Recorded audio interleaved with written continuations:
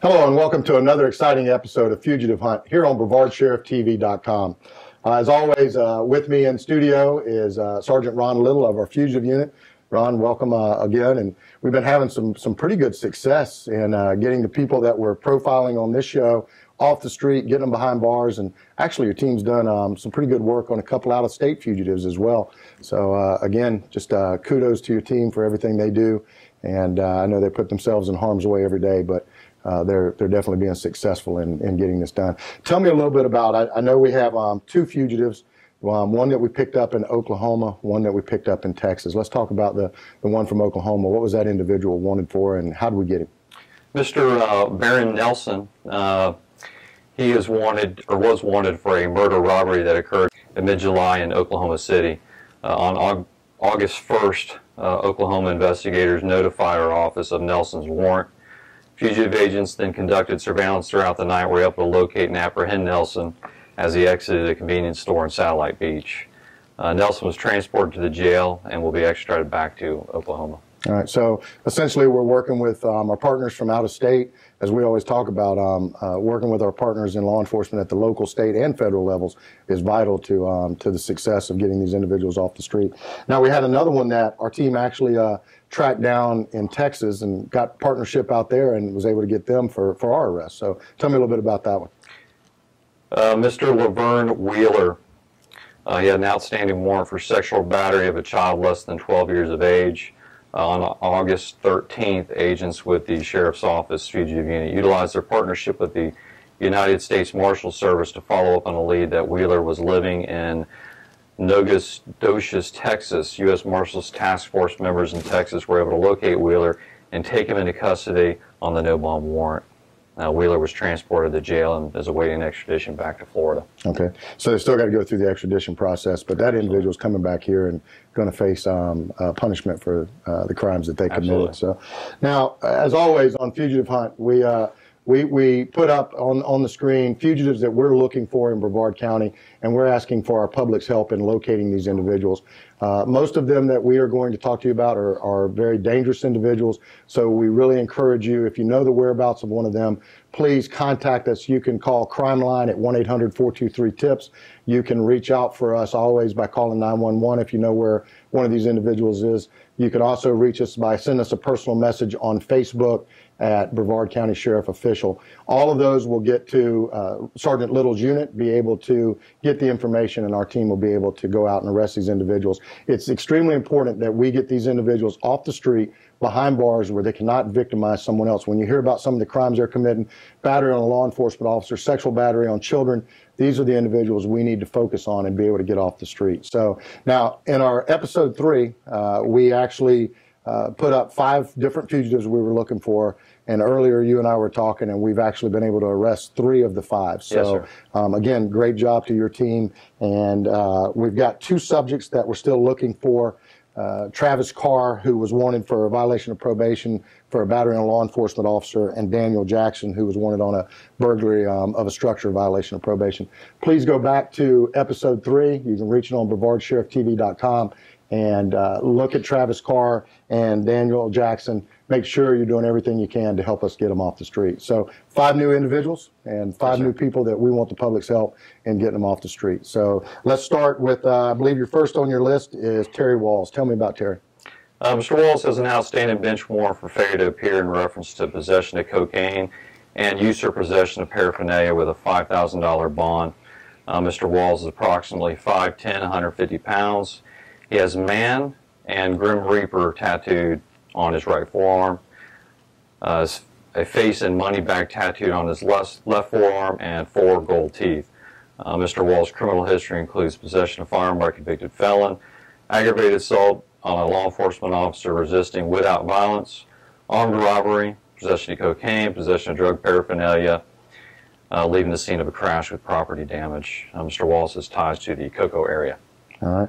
So if you know Mr. Wall's location, someone that he associates himself with, please use the mechanisms we talked about earlier to help get this individual off the street. Obviously, again, a very serious and violent individual, and we just need to make sure we're putting them behind bars where they can't hurt anyone else. Who's number 2 on our list?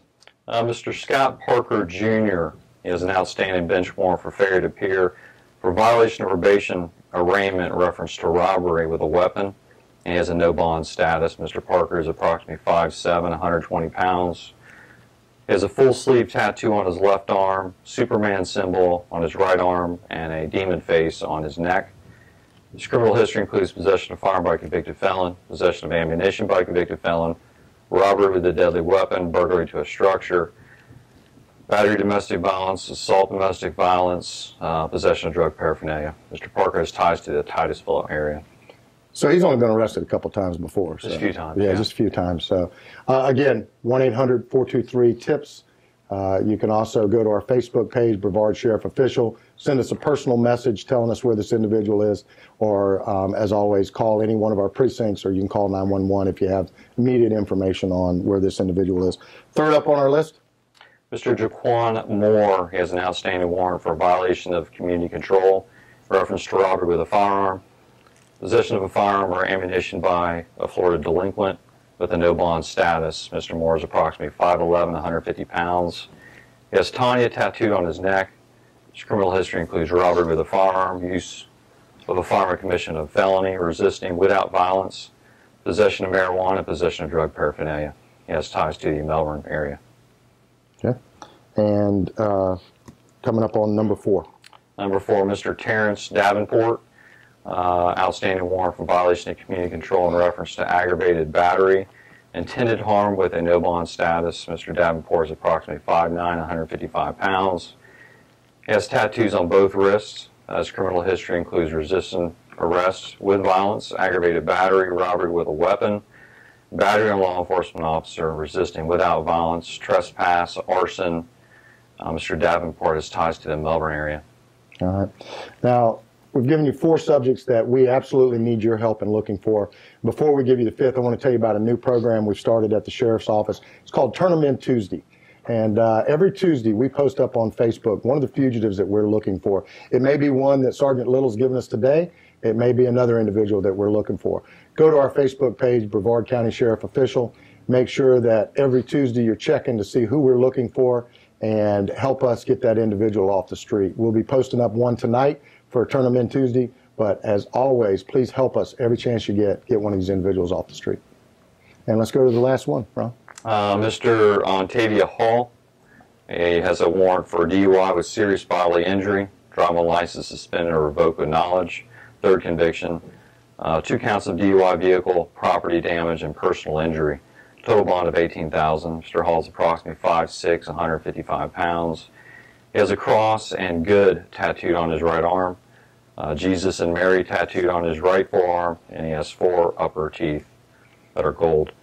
His criminal history includes aggravated assault domestic violence, battery domestic violence, occupied armed burglary, aggravated battery on a pregnant person, assault DV, fleeing and attempting to elude, and burglary. Mr. Hall has ties to the Melbourne area. Man, the list you gave us today is like the worst of the worst, man. I mean, just about every charge you can think of. Very lengthy histories. Yeah, included in these individuals. And that's the case in most of these that we're looking for. They have lengthy criminal histories. They've been in and out of the process of going to jail and getting out and going back to jail. So we need to make sure that we're getting them in jail and keeping them there, working with our judges, working with our state attorney to make sure that these individuals aren't someone we're going to be looking for 3 weeks from now. So, Sergeant, as always, thank you for the job you and your team do.